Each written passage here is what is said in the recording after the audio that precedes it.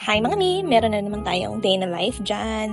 Ngayon naman sa labas tayo ng bahay at marami tayong gagawin. Punta tayong DFA, PhilHealth at magkakaroon tayo ng maliit na family day with the husband and Morgan. Sobrang saya lagi ni Morgan whenever we have a day off like this. And thank you lagi kay Lord kasi kahit na impromptu lang yung mga gantong labas namin, may provision pa rin kami. Pagkatapos namin sa PhilHealth at DFA, pumunta naman kami ng SM para tumingin ng mga baby stuff para kay baby number 2. Nilista-lista ko na yung wishlist ko para kay baby and nag-budget na rin ako kung ano yung mga kailangan kong bilhin here sa SM at on. Grabe, ang dami ng mga bagong offers ngayon for baby needs and baby stuff. Lalong nakaka-excite mag-start mag-nest. And right after that, nag-merienda na kami, then pumunta kami dito sa Fantasy World para mag-enjoy with Morgan.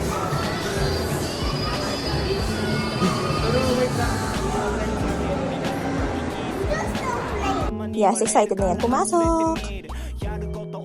Ba, bantayan mo yung anak mo, ha? Kaya nga ako pumasok para mabantay ako.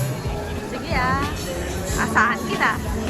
At syempre, hindi mawawala, mas excited ng laro yung papa niya kasi sa kanya, very active and so thankful ako na matibay-tibay pa yung tuhod ng asawa ko. Kailangan ko tuloy mo. Aba! Masunod talaga ang bayad. Alayan na! Pag pumasok ka dito, di ka makikipaglaro.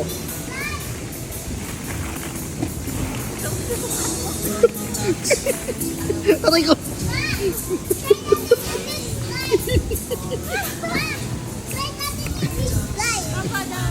Bye!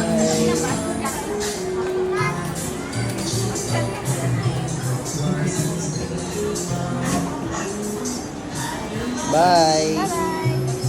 Bye, Morgan! Ako din.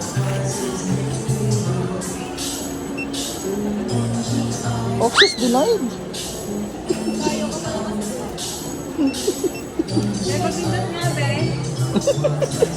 Thank you.